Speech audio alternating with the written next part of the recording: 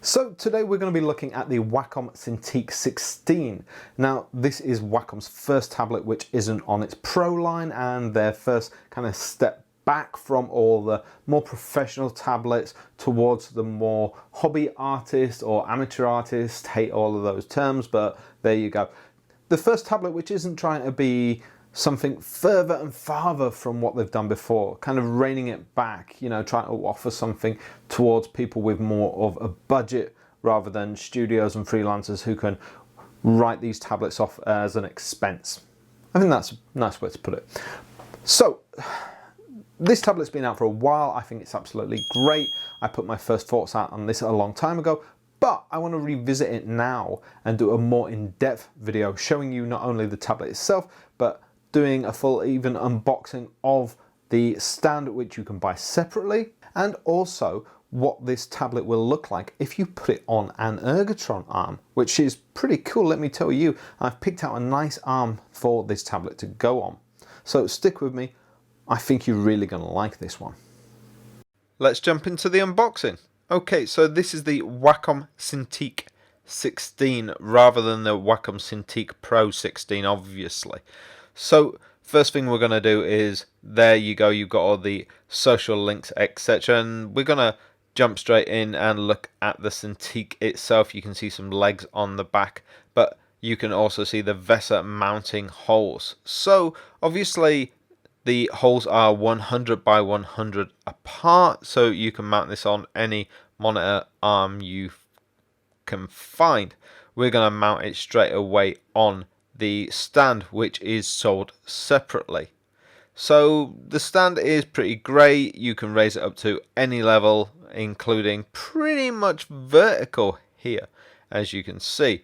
And obviously later on I'll show you that Ergotron arm, as I said, link in the description there, and that works absolutely great. But the legs there go to a 19-degree angle. Works pretty damn great. Now this is an IPS display, 16.7 million colors. Included in the box you'll find a pen holder with spare nibs there that are nice and easy to slide out, and that just slots into either side of the Wacom Cintiq 16 as well. It's nice and easy. These kind of things are coming with different kind of tablets now, different kind of Wacoms. That's got the nib remover in as well. Pretty standard. We don't need to look at that for a long amount of time, but that's got a little fabric loop in. Like I say, that just clicks into the side of the Wacom. We've got a mystery box as well, which we will look at later, and an all-in-one cable with a bit of a strange connection there on the end that we haven't seen before, and the power adapter slots in there, as well as the USB and the HDMI, which you slot into your computer, obviously. Then we have the power adapter itself here that plugs into that all-in-one cable. Now that is a 12 volt, 3 amp and 36 watt power adapter. And then we have the pretty standard here instruction manual, setup guide, whatever you want to call this. And that shows you exactly, there you go, there's the 3-in-1 cable and everything else that you need to know about on one side, and the nib remover, which we've just covered, legs, and how to change the nib there if anyone's unsure. This is the Pro Pen 2, so it's pretty much the same as a lot of other Wacom tablets, the Cintiq range anyway, the current range. And yep, then you have the warranty guide that comes with all the other tablets, but I don't think I've ever read that fully. The Pro Pen 2 itself.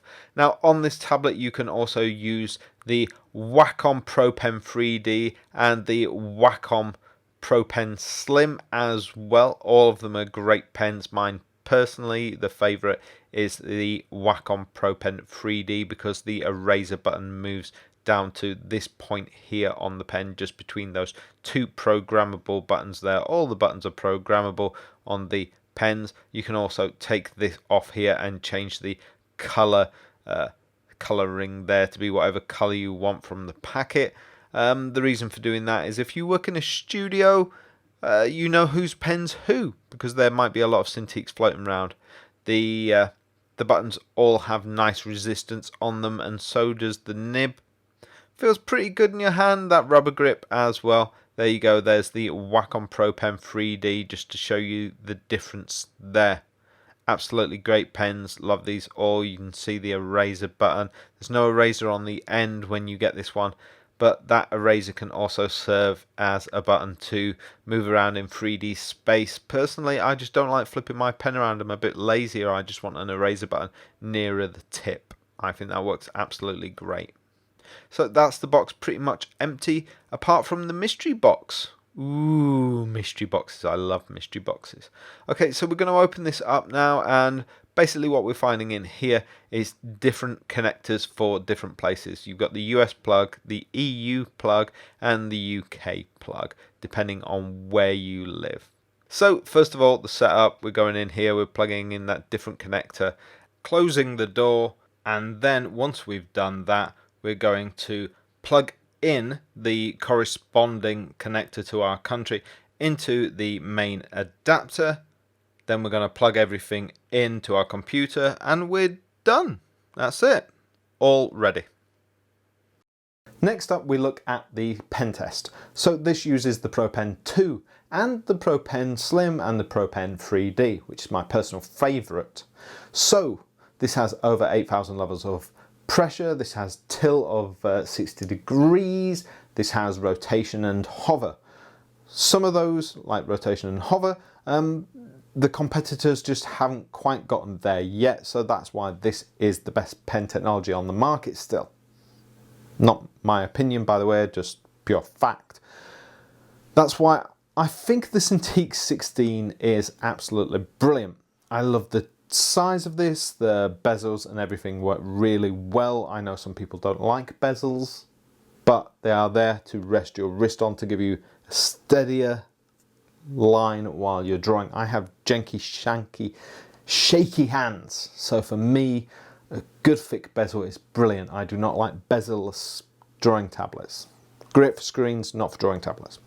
To the pen test. Okay, so this one's pretty straightforward because it's the Pro Pen 2 and we've pen tested this quite a few times, but on the Cintiq 16 we haven't. This is pretty cool and it's working really, really well. We're getting some really nice close-up lines here, as you can see.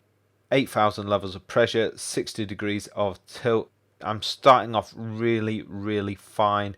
And you can see how going fine to thick here without changing my stroke level, that's working absolutely perfectly. No change in brush or anything like that. I'll do a bit of cross hatching here. Again, starting really, really fine. The pressure levels working perfectly. You can see the strokes are actually really nice and even, but I'm getting really, really fine. You're barely seeing those lines in the beginning, but they are getting really nice and thick. I've got my opacity turned down so you can see through those as well. You can see here the parallax, but the camera is really down low, so you can see the tiniest bit of parallax, but you will not see this from above, obviously.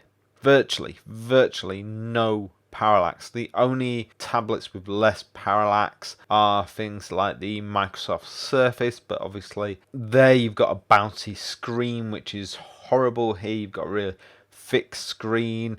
Other tablets with less include something like the iPad, but there you've got a gloss screen, which is awful. Here you've got that really nice paper feel of the Wacom, which is so much better. Moving on and doing a spiral test here. Reason I do this one is so you can see rotation and the tilt, the 60-degree tilt, moving from slow to fast as well. Works really, really nice. Again, doing that low angle so you can see a tiny bit more of the parallax, and doing my squiggle test.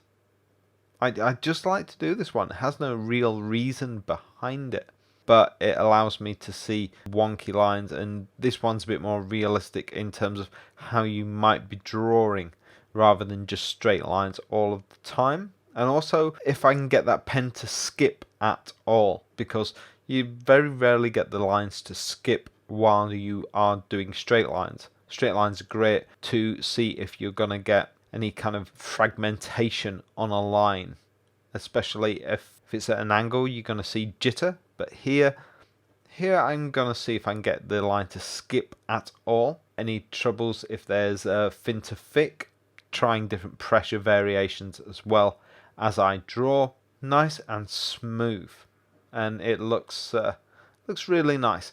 I haven't gone for that thick of a brush, so you're not going to see too much variation, but yeah, it's nice.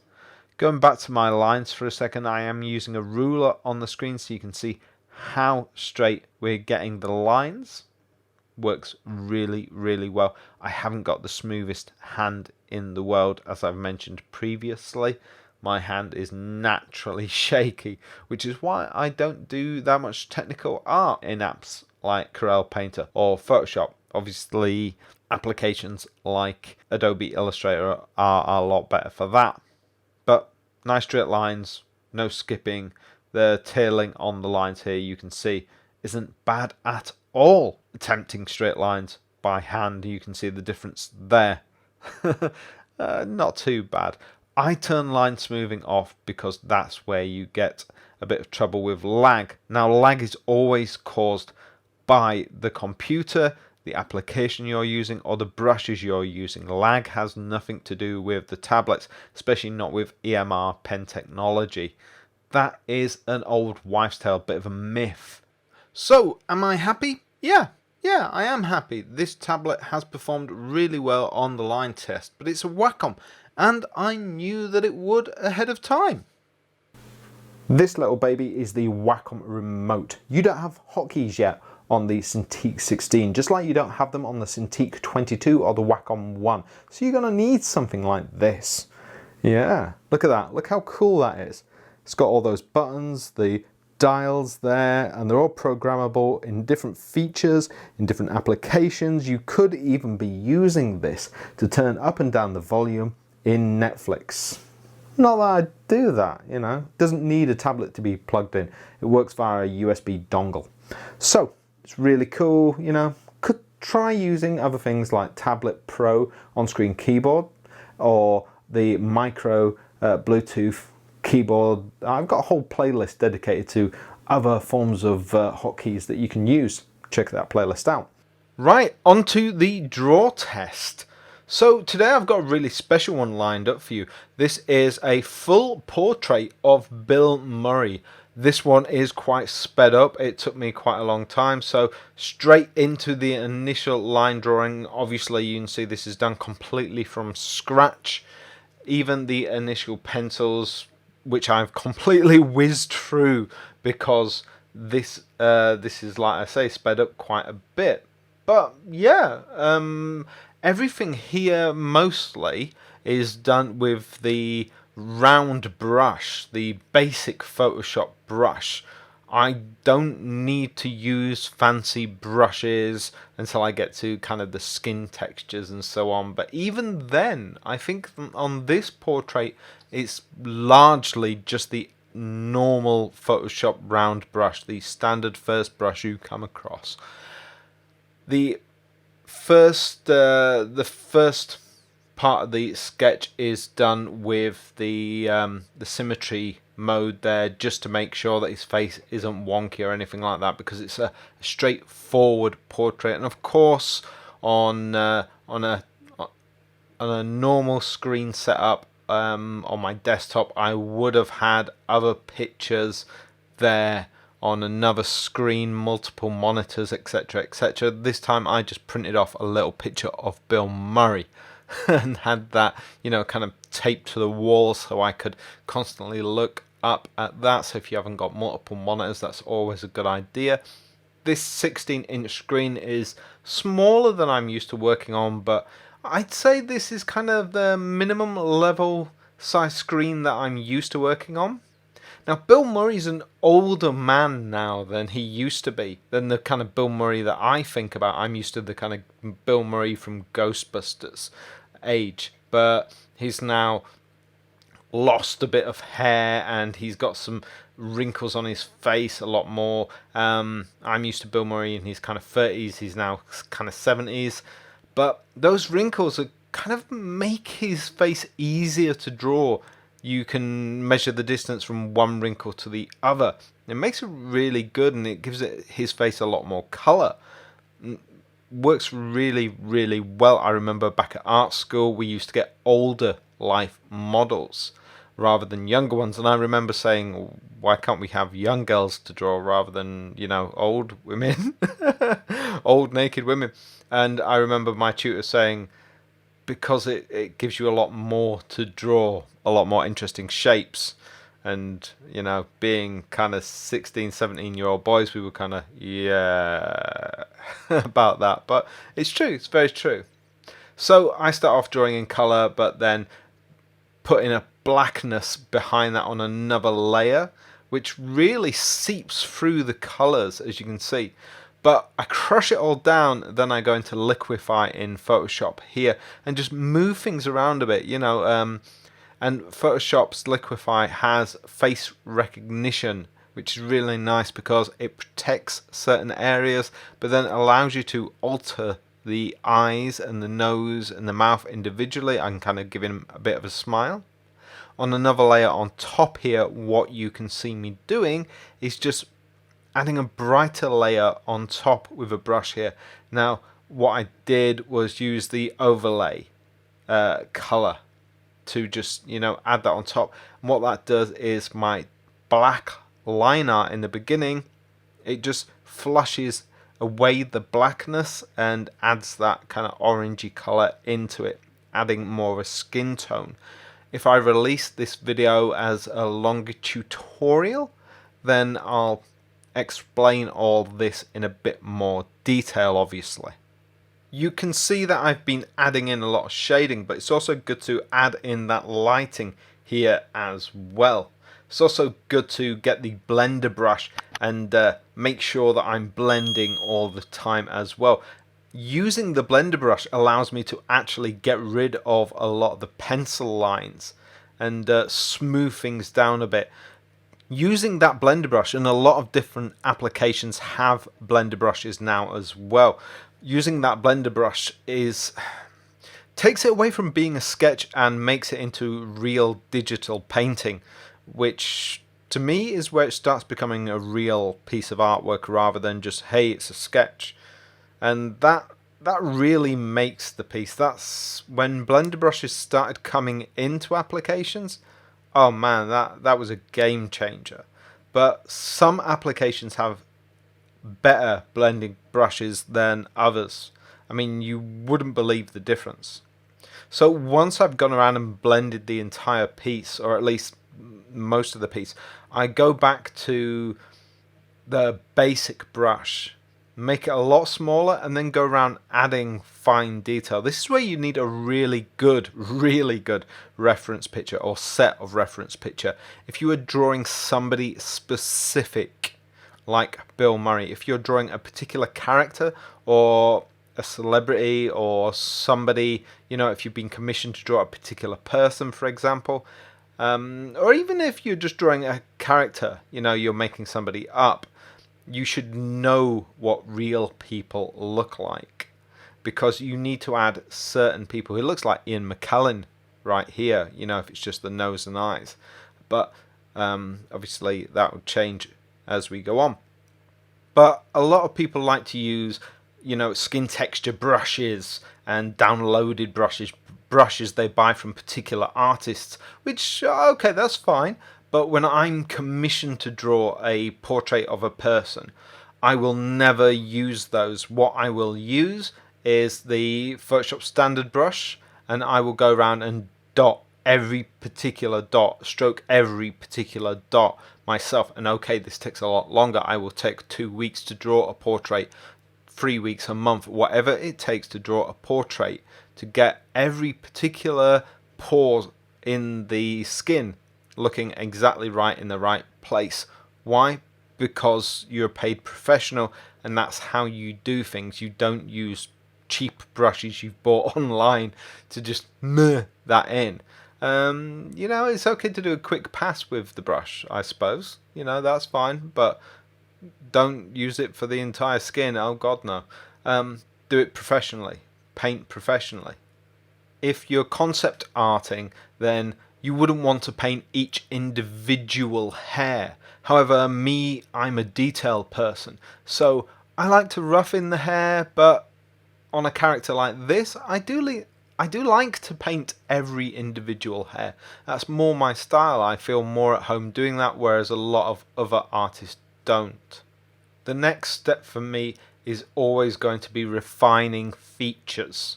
I mean, this takes a long time, and I can go back and forth, back and forth. Sometimes I feel that I've just removed the soul of the character that I've worked on.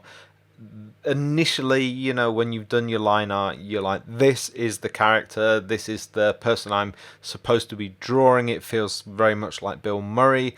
And then I go on to a file and I'm like, it no longer looks like Bill Murray. I feel like I've ruined it a bit. This is why you've always got to make sure that you're drawing on multiple layers. That's why sometimes I go on to 200 or 300 layers and I feel like I'm going a bit insane. My Photoshop files go up to 2 or 3 gigabytes. Also because I'm drawing on files that are huge in size. You know, they can be kind of A2 size and 400 DPI, but you know, you shouldn't worry about that. But that's why I feel like I need to work on high power desktops, or at least, you know, a high powered laptop as well. But it's also one thing I like to do. Now here's something else I like to do. I like to collapse all my layers onto one. First of all, making a copy of them, obviously, then collapsing them all onto one, blending them, and then turning the opacity of that layer right down. That really somehow seems to work. I seem to get a soft kind of version laid over the top of what I'm working on underneath. So it just seems to be really nice. And then through that I can see what I've worked on underneath, and then in this case I've crushed it all down again, gone into liquify, and I'm kind of smushing it around a bit more to make it look like Bill Murray again. And you know, I feel like I've got the essence of him back once more, and then I can start painting all that detail in again. Yay! I know. It means that yes, I've kind of crushed myself, and I feel like, was everything I did before a mistake? You know, this is the bit where I feel like I'm not a professional, but I am. You know, it's how you learn. That's basically it. You feel like you're not a professional, but it's how you learn. Plus I'm getting more detail in there, and that's what I do, and that's what I love to do. I'm looking at my reference images all the time. I've probably got about 3 taped up there. You don't need to see those. But, you know, in a way, people's faces, as they get older, they change all the time. There is that movement. That's one thing I love about the Liquify tool, actually. It really, really helps to get that movement in an older face that you don't get in a younger face. Taking the time now to talk about the Wacom Cintiq 16. It's working perfectly for me. The screen colors, everything, the Wacom Pro Pen 2 that I'm using seems to be working perfectly as well. Not having any problems here, and I'm enjoying it thoroughly. I prefer to use a tablet that's bigger than 16 inches, but with this tablet, it's just working really nicely for me, and I'm not minding that smaller tablet experience. I know for a lot of people this won't feel like a smaller tablet. For me, it kind of does, but on this screen, not a problem. I'm not seeing any parallax. I'm not noticing any problems, and as you can see, my artwork's going really well. I'm really enjoying how this picture's turning out. For me, it looks really like Bill Murray. I'm really enjoying the whole experience. Now you will notice that I am using the Wacom remote alongside this Cintiq 16, and obviously without hotkeys I just feel the need to use something. I could use mini keyboard or something else, but the Wacom remote is really it for me. I've been so comfortable using this ever since it came out with the 27QHD Cintiq. I really wasn't sure about this when it first came out from Wacom, but for me now it just feels so natural. I use this with everything, you know. I use this with all kinds of devices, even non-Wacom devices. Yeah, absolutely brilliant. You know, if you've got a Cintiq 16 already, or you just you use some other brand of tablet, I think this is a device well worth buying. For me, now moving on with this piece of artwork, you can see because I first started the sketch in symmetry mode, I can carry on kind of flitting back and forth between that as well when I need to do some little definition pieces. I've now gone back to doing tiny bits of detail around the skin. And even though I went and I took away all the detail I had previously added in, now that I'm going back and adding detail on, it feels like the detail I took away in the beginning, because you could still see bits of that, it's coming through and really adding to what I'm adding on now, which gives it that kind of depth to the skin, making it look like more than one layer of detail, which is so nice. Really, really nice. And you see, I'm not cheapening this by using different kind of just skin texture brushes, which to me, perfect. I'm using brushes on top of this. I'm using colors on top of this, sorry, just to add to that. I want to just change this by adding a bit more shoulder to Bill Murray to stop him looking a bit bulky. Obviously I'm adding a bit of green in the background. I just want to reference Ghostbusters a bit more, which is why I'm putting him in overalls as well. Just obviously I could put him in a sharp suit or something, which is a bit more like Bill Murray these days, but no, I'm putting him in his old Ghostbusters uniform because I want to push that Ghostbusters free agenda a bit more. Not agenda, I suppose, but yeah, referencing the fact that Ghostbusters is coming back. I don't know whether he's going to be in uniform or whether he's going to be just in it for like 10 seconds. They've said that he's going to be in it. I don't know. So let's add a badge to Bill Murray, just with the Ghostbusters sign symbol, and we'll add one badge as well later on with somewhere that I can add my signature. Now I could add this using the shape tool or whatever, but no, I'm gonna just paint this one in just with a nice hard brush. Remember to leave that brush a little soft, just so it doesn't look too jarring. Obviously I've got a reference image for the ghost as well, because I wouldn't want to do that without a reference image. And I'm not doing it too white, because A, that would look strange, and B, it's further away from the center of the image and we don't want it to draw attention away from Bill Murray's face. So carrying on now, it's really the top of the head that I've got to get detailed, and that means, yeah, the forehead, all the lighting on the head, a bit of shading, mostly, how do I put this politely, texturing. And we've also got to get a bit more work done on the hair up there. Pores change as you get older, so your pores get larger, and yeah, you get knocked around a bit, you get scarring, weathering, and it becomes really interesting. That darker mark that I've put at the top there is obviously some kind of scar that he's taken at one point. I'm just going to change a bit of shape again, this is probably the third time that you've seen me use the liquify tool on Bill Murray, and it's a really good tool. It just works. I wish that other drawing tools had, and obviously Photoshop isn't even a drawing tool, but I wish that other drawing tools did have a liquify mode, especially one that was as good as Photoshop's liquify tool. It certainly make me use that as much as Photoshop. When I use Corel Painter for my professional work, I do often bring it into Photoshop just to use the liquify tool.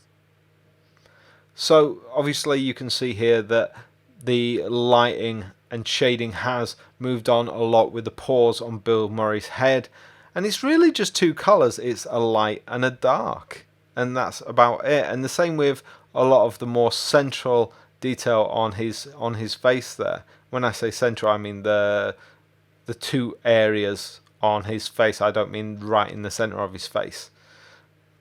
There we go, and it's really going backwards and forwards to the reference images that I've got and seeing, how it looks. And I will use the blur tool occasionally just to kind of spot it when it's getting a bit harsh. And again, using the symmetry tool there just to change bits that I don't like. I've noticed on the reference images that it didn't look 100% like Bill Murray's eyes, so I'm going in, just changing the shape a bit, changing the shadowing a bit. His eyes looked a bit too white, and I just, could have been better. So making his eyes a bit more round, changing they were the initial sketch, and they could have been better than the initial sketch. They were a bit too blue, which was my interpretation, rather than being photorealistic. Now, I don't like photorealistic illustrations because there's something in my mind that says, why not just take a photo? If you want photorealism, just take a photo. I like something that looks like concept art, but that's just taken a bit further, that just has more added detail. So that's the style I do. So let's move on. I want to make more fundamental changes to this piece. I'm going to start off by deleting some of the hair that I've already added onto this, just because I think Bill Murray's starting to look maybe a bit too, I don't know, wiry on here. I'm going to also alter the face again. The good thing is I'm not getting rid of any of the detail. I'm just changing it round a bit. I've been focusing on one of my reference images. I'm going to start to look at a couple of the others that I've got. I wish I had them on screen here so I could just blob them up and let you look at them. But obviously if you look around at images, everybody knows who Bill Murray is and what he looks like anyway. So yeah, again, using the liquify tool, you can't describe how incredibly useful this is when doing portraits of particular people. Going back and using the symmetry tool once again, one of the things that I want to do is paint his ears a little larger. I haven't focused on those at all. So yeah, absolutely brilliant. Noticed his ears, sorry Bill, are a bit bigger. Yeah, going in and just painting those, and I just feel, instantly, there you go, it looks a bit more like Bill Murray. So I can just paint over there, and I'm obscuring bits of the hair that I've painted, but never mind. And just making those ears a bit darker, which absolutely fine, but allows me to just go on top and paint with a lighter colour. Have to paint, how do I describe this? Painting with a brighter pink inside to make it look like the light is coming through from behind. Obviously blood vessels, everything like that. Then just on top repainting the hair that I painted over by painting the ears right there. And that's a really, really quick thing to do. So yeah, obviously Bill's gotten older, so his ears have gotten bigger. Happens to us all over time. Sure, everybody knows that. Still feel bad saying it, but yes, reference images, that's why it's brilliant to have plenty. But going in again and painting all the hair that I kind of scrubbed out, but painting it in a different way, so it's the style of it is slightly different and feels more like the reference images that I have in now. Hope you're all very excited for the new Ghostbuster film that is coming out. I certainly am. I like the trailer that I've seen. Again, changing the size of that, I just want to pay it even more.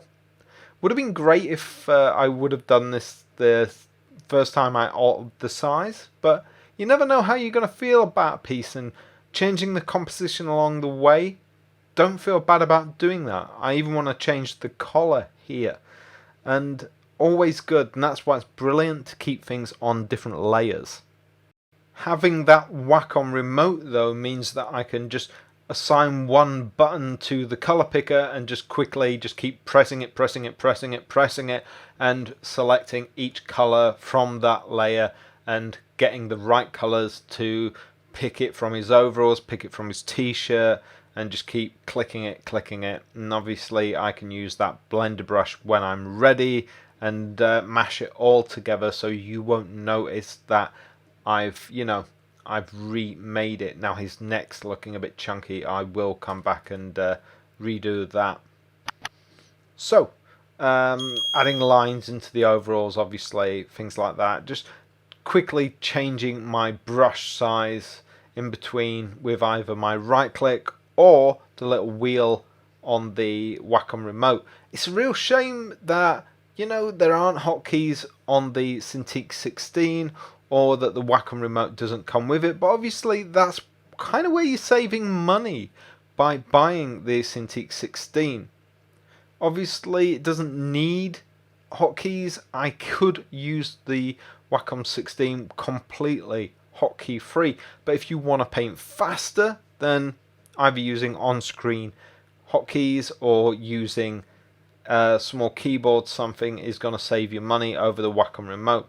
Just adding a second button here so I can sign my name. There you go. That is the final piece. I'm really happy with that. It looks like Bill Murray as he is now.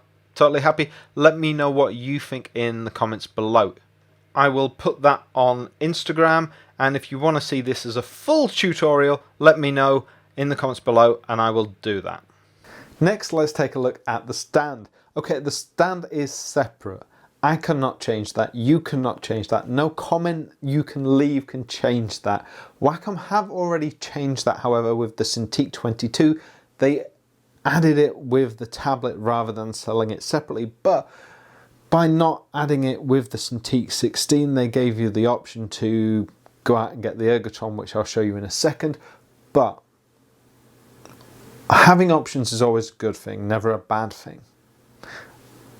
Let's just unbox this, see what we think and feel about it first. Looking inside the box, the first thing you are going to see is an instruction manual. Now the instruction manual is for the DTK 1651 if I remember correctly, but opening it up you are going to see this little adaptation plate. That is important and we will come back to that very soon. It's just basically a little VESA adapter. You can get these for a lot of different tablets and that, but we'll come back to that. And then just some basic screws, don't lose those. Then taking off this bit of foam packaging, we come to the rubber feet. Strange. They're very flexible. They have little holes in them. Don't know what they're for without looking in that instruction manual, but we will come back to them. I'm Batman. So next thing out of the box is the stand itself, which I was very impressed by when I first picked it up because it was a lot heavier than I was expecting. This kind of stand is the same looking stand as you get with a lot of the Wacom, the other brands. So yes, I was put off when I first heard about this, when I first saw pictures of this, because I thought, really, Wacom are gonna make you buy the same stand that a lot of the other brands give away for free. But then when I actually got hold of one, I was like, oh, well, it's not the same stand. It in fact is solid metal. It's not kind of shaky plastic as I've experienced in the past. Every part of this stand is metal. The inner workings are metal. The leg itself, the foot, is metal. The only thing that's not metal are the rubber feet. But you can see every tooth here is a different notch that you can put it on. Everything is metal here. It's very solid, it's very heavy, it's really good. Very happy with this stand. So yeah, take it from me, that will support your tablet. Now the instructions that came with it are for a completely different tablet. Those rubber things that I used as Batman eyes, they're for another tablet. So you don't need those, and they won't fit on the Cintiq 16. You can just put them back in the box and put that in your attic or in your cellar, wherever you're going to put those. Those are for this tablet, the DTK1651. You can't follow this instruction manual whatsoever. You just need that VESA plate and the stand itself and those screws. I will show you how to install this tablet right now. First things first, locate the VESA mounting holes, which are right here. There you go. Put on the VESA mounting plate right there. The holes are 100 by 100 apart, but the VESA mounting plate is to change that up a bit because the stand, the holes are a little different, obviously, because of the inner workings inside of the stand. Don't worry about all that though, you know, it's technical stuff you don't need to really worry about, of course. Make sure that your screws are obviously nice and tight here, and then we'll move on to the next part, which is to bring in the actual stand itself. Lines up really, really well. Unfortunately, it doesn't line up to the side, so you can have the tablet in portrait mode. Probably would if we took the VESA plate there underneath and put that to one side as well. But for right now, let's just get this lined up and ready to go in landscape mode. And we'll be well on our way to creating some artwork. So get these final screws in here. There's only 4 of them left to go, and we'll be ready to connect the cables in. Notice there's some really nice action. Just like with similar stands, you just pull up there and that's it. So let's flip this over and see how well it works. So like I say, pull up on there, you can see in the top left hand corner a different camera angle. So yeah, works really, really well. You can have that almost up to vertical there. Perfect. So it is all set up and raring to go. As promised, I wanted to show you the Wacom Cintiq 16 on an Ergotron arm, and I've picked out the Ergotron MX. Why? Because it's slender, stunning, and it comes in white, which, look at my studio, it's all white. I love white. Yeah, so I'm happy. I've had back trauma in the past. I look after myself ergonomically speaking, the way I work. You know, everybody should, but when you're knocking on a bit like me with my stylish grey hair, yeah, you kind of have to, you know, use ergonomics. This is why I recommend the arms, the standing mats, the good chairs, and I think a good ergonomic arm is a big part of that. Now, this is the Ergotron MX arm. That length will allow you to stand working up. It can handle heavier tablets, you know, going on for like 24, 27 inches, but because this is a lighter tablet, it means it will become sturdier because there's not as much weight on it. So, absolutely brilliant. What I will do is I'll do another video with a full unboxing and setup of this arm. So if you do purchase this in the link provided, you can watch that video and see how to set it up without following even the instructions. A lot of people like that. Watch my full Ergotron playlist to see what other arms are also available.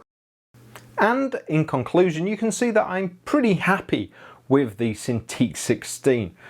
The draw test went really well. Fully happy with this one. It's going in my portfolio. If you want to see the finished thing, then you can see that over on my website, lawrenceman.co.uk. And yeah, so nothing really to moan about this tablet. Yeah, of course, there are things that I know people will instantly moan about. Oh, you know, the screen's not high enough resolution, or it doesn't have hotkeys. This is the budget Wacom Cintiq, so of course there are things that you're not going to get on this that you get on the Cintiq Pro range. You want those upgraded? Buy the Cintiq Pro. Point of this is that if you're not a professional, you don't actually need that higher grade of screen, perhaps. As for hotkeys, yeah, I think you still need hotkeys, but at least not putting that in the box allows you to pick your own options. Options that I've got in that playlist you can have a look at for yourself. As for the stand, yes, I would have liked it to have been included, but then you've also got the Ergotron option, which I've shown you. That's why this is a more in-depth review. All the niggles can kind of even themselves out. For me, it's about the overall drawing experience. A drawing experience I am happy with. Fundamentally, when it comes down to picking a tablet, really it comes down to the quality of the pen. I will be happy with the Pro Pen 2 until somebody brings out something better. Comment below, please. I know some people are gonna instantly, argue with me on that point. Specs wise, it is the best on the market. So, let me know your thoughts and comments below. Love to know what drawing tablets you are using at the moment. I'd love to hear your thoughts on the Wacom Cintiq 16. If you are using it, have you been using it? How long have you been using it for? Feel free to tweet me your artwork at LAWRENCEcanDRAW. And if I love it, I'll share it. If you want to see the draw test in this brought out as a full-length review, let me know and I'll make sure that happens. Until next time, have a wonderful day. Keep on drawing. Ciao for now.